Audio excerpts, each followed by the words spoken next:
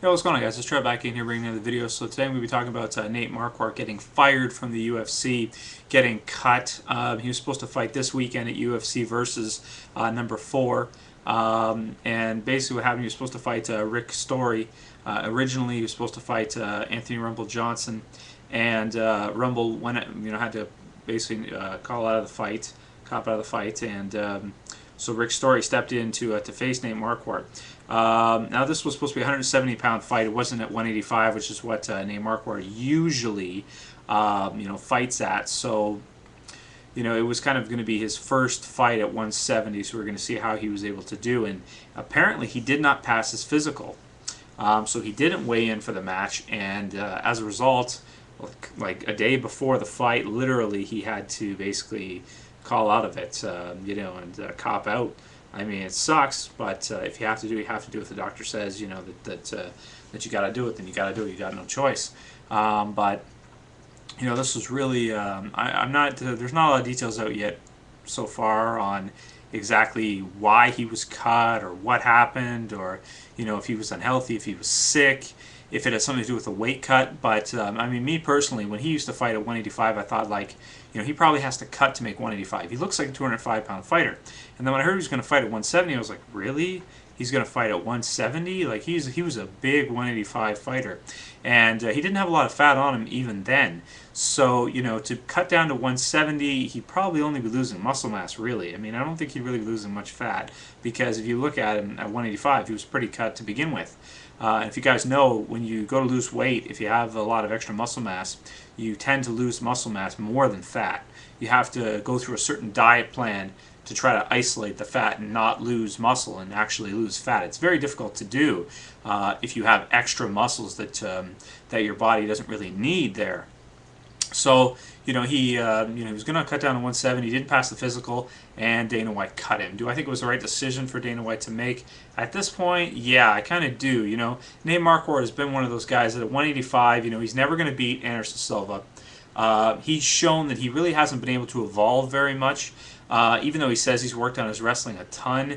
When he fought Chael Sonnen, he just got taken down over and over and over again. The whole fight. When he fought Yushin Okami, he just got taken down over and over and over again. And I think that the UFC was really planning on him to beat Yushin Okami. They wanted Nate Marquardt to fight Anderson Silva again, because Nate Marquardt is a bigger guy. He's marketable. He's a stand-up fighter, and he could sell a lot of tickets if he was to fight Anderson Silva, because Anderson Silva's not a wrestler, so he would have probably done decent against him if they were to fight again. Now, it's kind of hard to say whether or not he would have done okay at 170. I think that against Rick Story, he probably would have lost. Rick Story was the favorite. And again, he's a wrestler.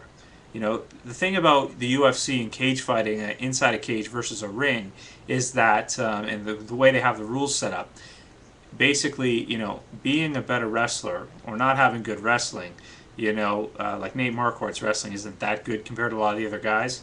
It can be sort of like a career ender. In this case, it was a career ender, pretty much. I mean, he never won the 185-pound title. He was never able to beat, a lot of the guys like Chael Sonnen, Yushin Okami. I mean, he really probably should have beaten Yushin Okami. He should have won that fight, and I think that they felt that way, that he really should have taken that fight. And I think Dana White even said that he choked and this kind of stuff, in that fight, and was saying some stuff like that. And then now he cuts down to 170, and he's out of the fight. So he's out of the UFC. So in terms of his career, I mean, kind of a lackluster career. I mean, he was fighting at the highest level, and he was the king of pancrase a few times, I believe. A half decent career, I guess. But I just feel like Nate Marquardt is probably always going to be one of those guys that really could have done a lot better. And now here's the question: where does he go now? Zoof has purchased the Strikeforce. So where do guys like Nate Marquardt fit in? Strikeforce probably isn't going to take him, most likely. I mean, if they do that, it'd be kind of strange. He got fired from the UFC, so he goes and works for their partner company, or their part of the same umbrella. I just don't see that happening when Dana White's part owner. So I guess we'll see what happens to him. Maybe he'll go fight in Dream in in Japan or something. But either way, Nate Marquardt looks like he wasn't that great after all. We're not going to be seeing much more of him. That's the video for today, guys. Hopefully the event won't be too bad, and we'll still see some good fights.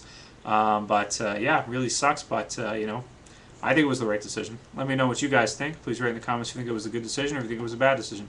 I'll see you later. Peace.